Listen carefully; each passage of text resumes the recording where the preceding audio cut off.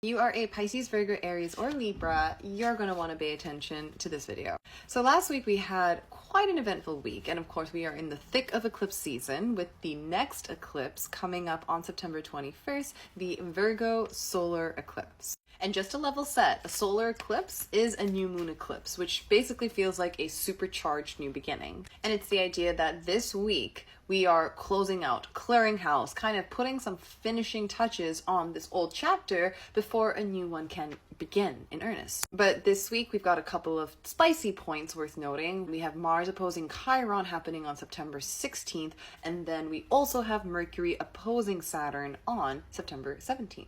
When I think about Mars and Chiron in opposition to each other, I think about a lot of impulsivity. I think a lot about reactivity. I think a lot about rage. We have no idea how to make our point or assert ourselves, so we're gonna be a little quick to pull the trigger.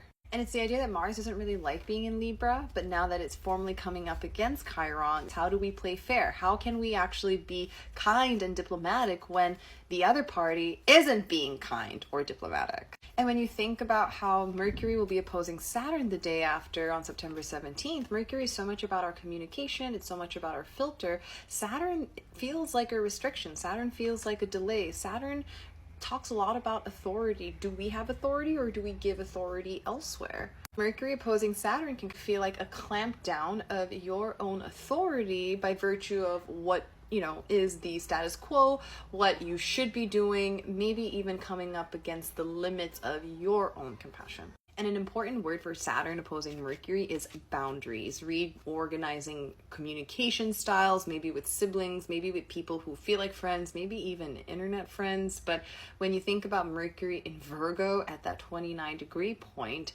it's gonna be evocative of the solar eclipse in Virgo, because that solar eclipse also features Sun opposing Saturn. So almost like Mercury is already going over this point, and the new beginning is going to involve an implementation of these new habits around how we communicate, how we organize, and how we choose to prioritize. And if that's not enough, we literally have Venus squaring off with Uranus on September 19th, literally leading up into the weekend. When you think about Venus and Uranus, there's a sense of liberation. There's a sense of, I'm finally done. I'm breaking free. I need more space to do what I need to do. I need more space for this version of myself to come to the table, a more whole version of myself. Maybe I haven't spoken up before, but now I'm going to choose to speak up, and now I'm actually going to integrate this. Where have I been so curated to the point where I have lost the freedom to actually say what I want to say? Needless to say, it will be a very interesting week around policies, around censorship and freedom of speech.